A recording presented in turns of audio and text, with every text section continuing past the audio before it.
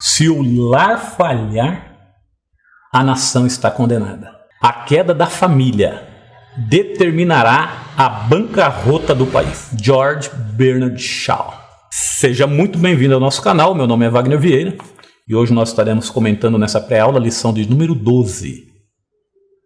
A conduta do crente em relação à família. A introdução nos diz assim: na Bíblia, o relacionamento familiar é um projeto divino que pressupõe um matrimônio monogâmico, heterossexual e indissolúvel.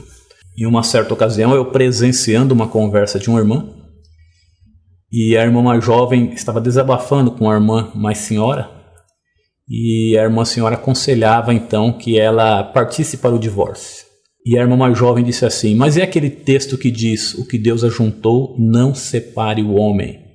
Ao que a irmã mais madura respondeu: existem casamentos que não foi Deus que ajuntou, foi o diabo.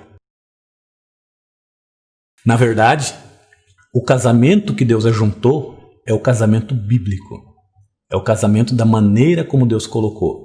Deixará o homem o seu pai e sua mãe e unir-se-á a sua mulher. Então nós vemos aqui um casamento heterossexual. Nós vemos aqui um casamento monogâmico, porque diz a sua mulher e não as suas mulheres. E vemos também um casamento indissolúvel.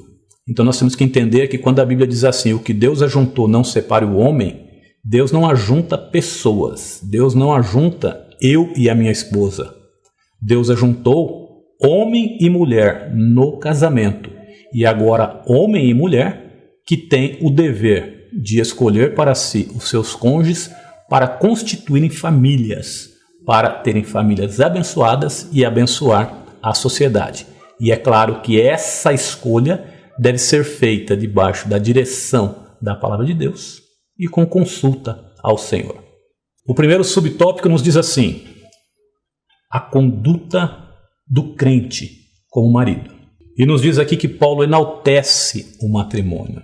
Na verdade, o matrimônio em si, por natureza, ele já é algo enaltecido. Porque o matrimônio, de certa forma, ele representa a própria divindade. Por que isso? Porque a Bíblia vai dizer que deixará o homem, o pai e a mãe, e serão ambos uma só carne. Como é que marido e mulher pode ser um só quando eles são dois? Da mesma maneira que na Trindade há um só Deus, mas existem três pessoas. O Senhor Jesus disse assim: eu e o Pai somos um.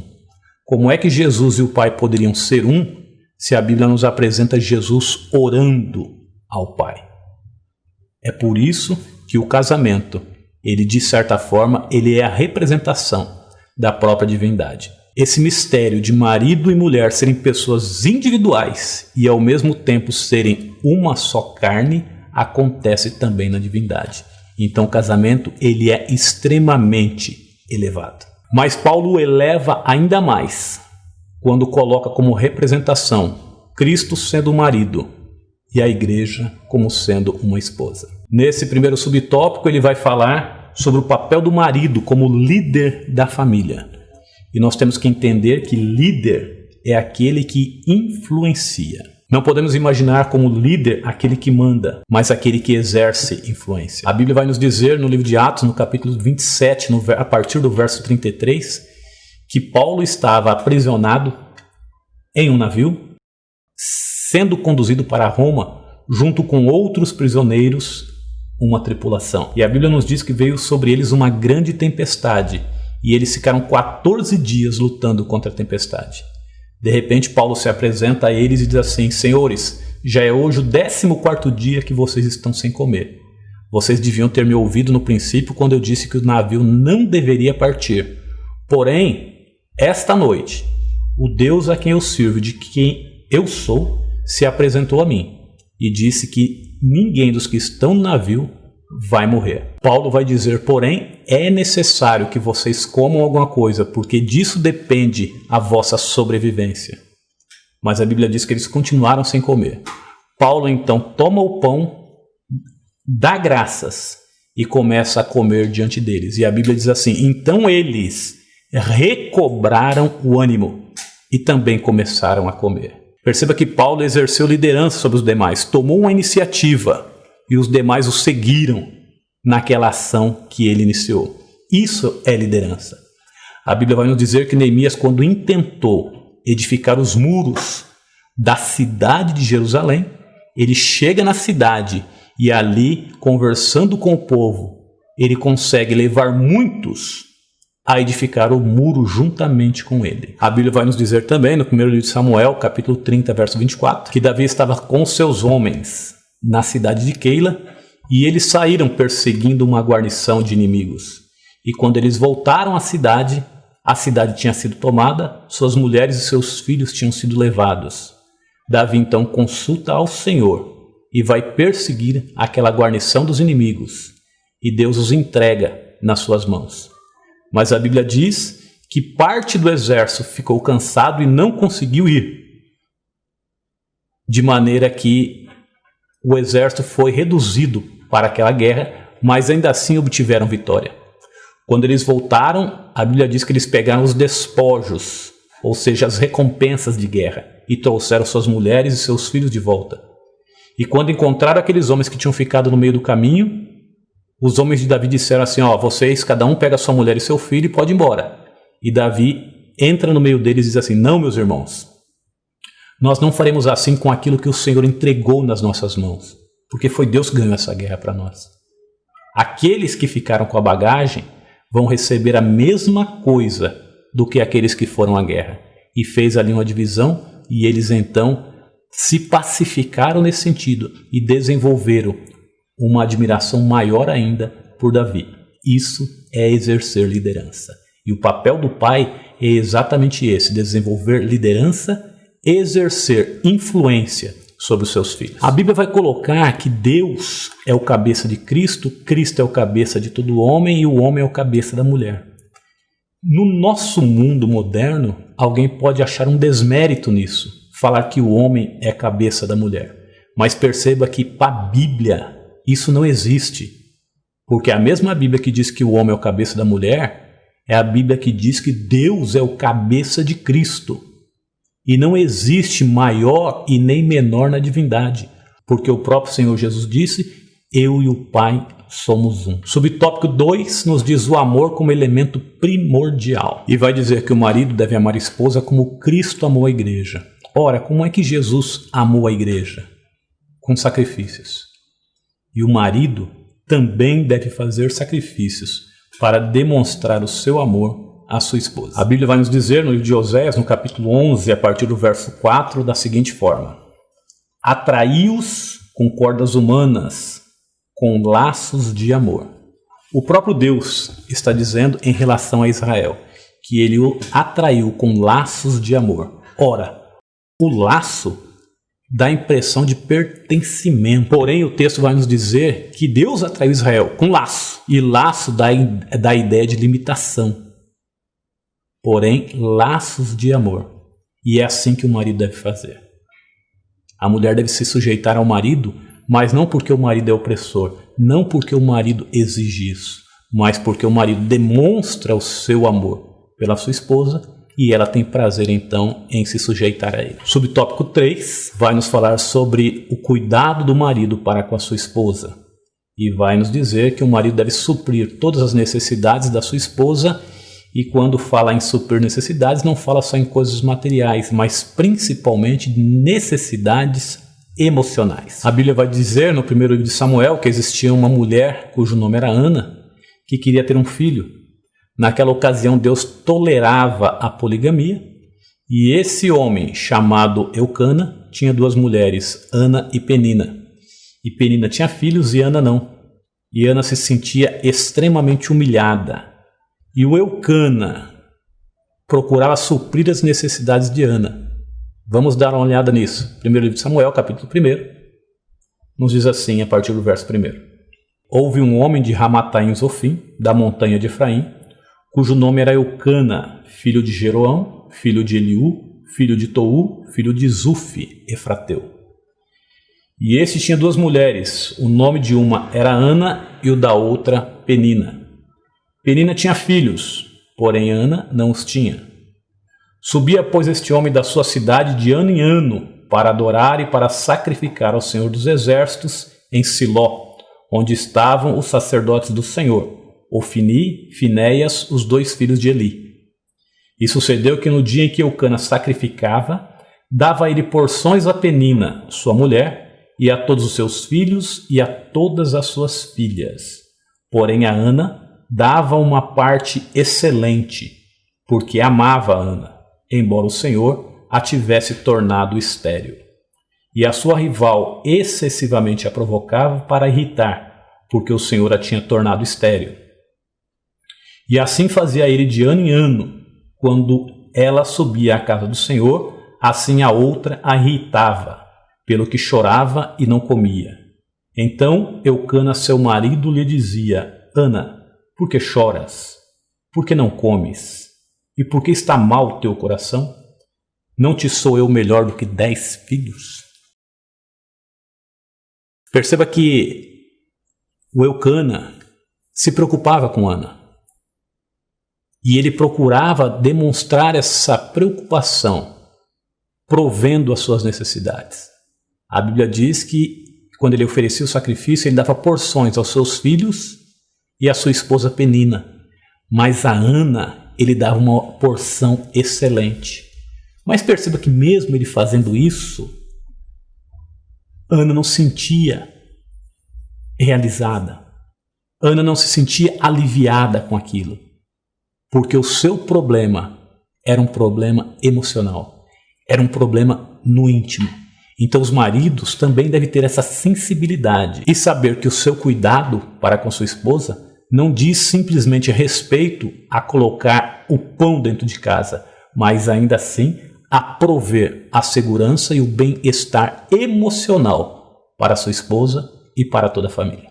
Tópico 2, a conduta da crente como esposa. Primeiro subtópico, o conceito da submissão cristã. Como nós já falamos aqui, para a Bíblia, sujeitar-se não significa inferiorizar-se. Isso é tão verdade que Paulo vai dizer assim: sujeitai-vos uns aos outros em amor. Se sujeitar for sinônimo de se fazer menor, como é que eu vou me fazer menor a você, se você também vai se fazer menor a mim? Então, para a Bíblia, não existe inferioridade nenhuma em se sujeitar a uma pessoa, em se sujeitar a uma autoridade. Logo, nós deduzimos que essa sujeição não é uma sujeição irracional ao marido, mas é uma sujeição de acordo com a Bíblia diante de um marido que verdadeiramente ama sua esposa. Subtópico 2, a condição da mulher cristã. Na época do Senhor Jesus, a mulher estava numa condição muito inferior. Nós podemos dizer que foi o Senhor Jesus e que foi o Evangelho quem dignificou a mulher dentro da cultura judaica. A mulher era considerada na cultura judaica como um objeto, servindo aos meros caprichos do homem. Isso é tão verdade que em uma ocasião, quando Jesus estava passando por Samaria, os seus discípulos foram comprar comida e quando eles voltaram, acharam Jesus conversando com a mulher e eles ficaram extremamente espantados pelo fato de ele estar conversando com a mulher. Mas Jesus dignificou a mulher, fazendo com que a mulher participasse do seu ministério. A Bíblia nos diz que muitas mulheres, elas custeavam o ministério do Senhor Jesus. Subtópico 3 vai nos dizer a reverência devida ao marido. Eu costumo dizer que quando um marido ama a esposa e demonstra esse amor, essa demonstração de amor é exatamente o catalisador para que essa mulher se sujeite ao marido. E quando essa mulher se sujeita ao marido, essa sujeição é o catalisador para que o marido ame a sua esposa. Tópico 3, a conduta do crente como filho. Primeiro subtópico, a responsabilidade dos pais. Os pais devem criar os filhos na doutrina e admoestação do Senhor. E o texto é muito claro quando nos diz que deve criar na doutrina. E o que é doutrina? Ensinamento bíblico. E nós não podemos confundir doutrina com costume. Eu trabalhei alguns anos na Fundação Casa E uma certa ocasião, uma psicóloga me disse: Wagner, eu admiro a sua família, a maneira, mas tem uma coisa que me intriga. E eu disse: o quê? Ela falou: por que tem tanto filho de crente dentro da FEBEM? Olha o nome desses meninos, todos nomes bíblicos.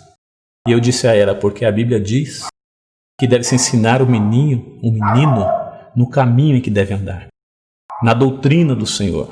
E infelizmente muitos pais querem ensinar o costume da igreja, querem ensinar regras. E quando eu disse isso, ela falou assim: você tem razão. Porque nós temos um menino aqui que ele desde pequeno sempre quis trabalhar e começou a trabalhar desde muito novo, juntando um dinheirinho, e quando ele teve um dinheiro razoável, ele foi lá e comprou uma televisão. E quando o pai chegou em casa, a TV estava lá. E o pai simplesmente quebrou a televisão e jogou a caixa da TV na cabeça do menino, de maneira que a TV entrou dentro da cabeça. A cabeça do menino entrou dentro daquela caixa de TV. O menino saiu de casa, se tornou bandido e nunca mais quis saber da família e muito menos do evangelho. Mas aí eu te pergunto, evangelho é isso? É claro que não. A palavra doutrina, ela tem a ideia de disciplina, de treinamento para o desenvolvimento. E treinamento da ideia de repetição.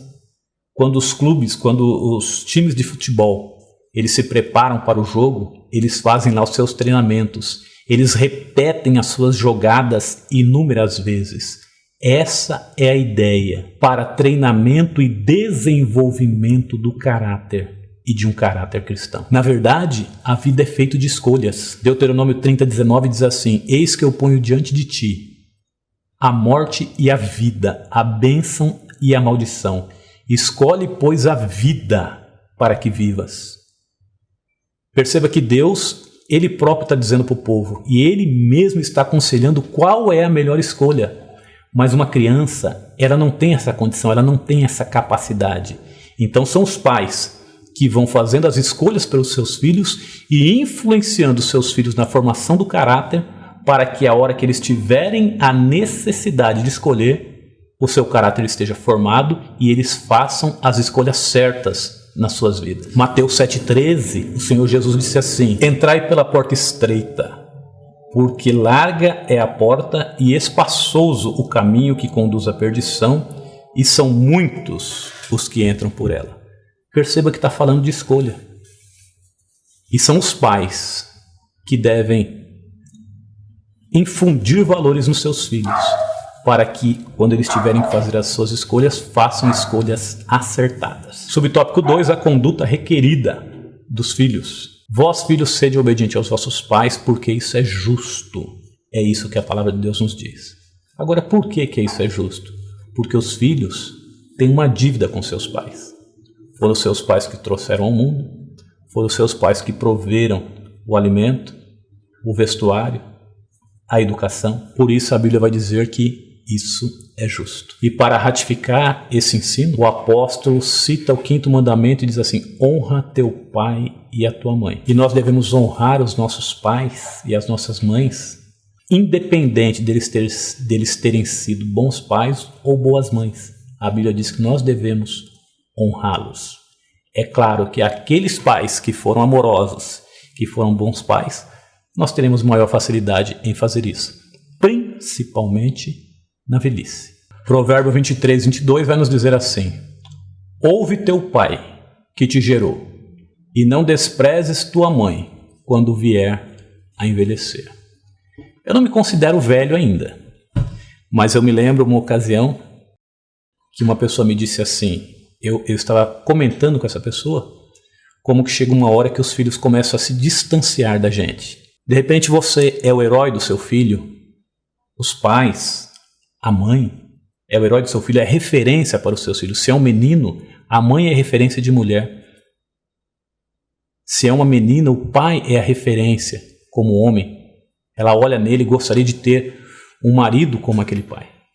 Só que o tempo vai passando e aí as referências começam a se modificar. Você deixa de ser o herói e aí o herói passa a ser o amigo da escola, passa a ser amiga da escola. Passa algum tempo e aí você deixa de exercer aquela influência. O herói agora passa a ser um paquera, passa a ser um namorado. E quando eu comentava isso com essa pessoa, ela olhou para mim e disse: Wagner, fique tranquilo. Se você semeou no coração dos teus filhos, eles vão longe, mas depois eles voltam. Eu experimentei isso e eu tenho certeza que você também vai experimentar. E hoje eu posso dizer que ela estava certa porque eu experimento exatamente isso. Mesmo depois de casado, os filhos voltam, os filhos são carinhosos, os filhos demonstram o seu amor, demonstram o seu interesse, pedem opiniões nos negócios, pedem opiniões naquilo que vão fazer. Então o pai deve semear no coração dos seus filhos. Porque quando esse pai, quando essa mãe envelhecer, ainda que dê trabalho, os filhos terão prazer em cuidar deles. O salmista Davi temia isso.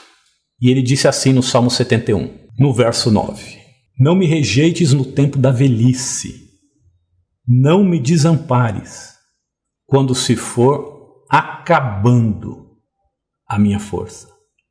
Porque os meus inimigos falam contra mim, e os que espiam a minha alma consultam juntos, dizendo: Deus o desamparou. Persegui-o e tomai-o, pois não há quem o livre. Davi, enquanto era jovem, era um guerreiro. As pessoas o temiam por aquilo que ele representava. Mas agora ele mesmo estava temeroso e orava ao Senhor: Senhor, não me desampares quando acabar as minhas forças, quando eu vier a envelhecer. E nós temos que entender que um dia as nossas forças vão se acabar. E um dia nós iremos envelhecer. E são os filhos a quem nós demonstramos amor que vão retribuir esse amor quando chegar essa hora na nossa vida. Perceba que o salmista Davi tinha essa preocupação. E quando nós vamos olhar para a vida de Davi, quando jovem, ele era um adorador por excelência. Mas, infelizmente, não foi um bom pai. Por isso, as preocupações na velhice. O sábio Salomão vai nos dizer que o pai que ama de verdade o seu filho, ele corrige. Provérbios 13, 24, nos diz assim: O que não faz uso da vara, odeia seu filho, mas o que o ama, desde cedo o castiga. Salomão vai dizer também que a estultícia, ou seja, a malandragem, está ligada ao coração da criança, mas a vara da disciplina a afugentará dele. E perceba que nós estamos dizendo disciplina e não espancamento. Provérbios 29:15 nos diz assim: A vara e a repreensão dão sabedoria, mas o rapaz entregue a si mesmo envergonha a sua mãe. Perceba que ele está dizendo que se nós não disciplinarmos os nossos filhos, se nós não corrigirmos os nossos filhos hoje, lá na frente, lá no futuro, nós seremos envergonhados. Sabe por quê? Porque se nós, como pai, como mãe, não disciplinarmos agora, lá na frente, a polícia disciplina, o mundo disciplina e a vida disciplina. Então aquele que ama, ele disciplina. Se você gostou desse vídeo, curta, comenta e compartilhe. Deixe aqui o seu comentário. Nós lemos todos os comentários e respondemos todos os comentários. A conclusão nos diz assim: no modelo divino, todos os membros da família cumprem deveres específicos. Perceba que não há um grau de inferioridade no modelo divino para a família. Eles cumprem deveres específicos, assim como na divindade. Pai, Filho e Espírito Santo, cada um tem a sua função dentro da divindade. E na família também. Cada um tem sua função, cada um tem o seu dever para que o todo seja perfeito. Você que é professor, na descrição do vídeo tem um link para um grupo especial de WhatsApp.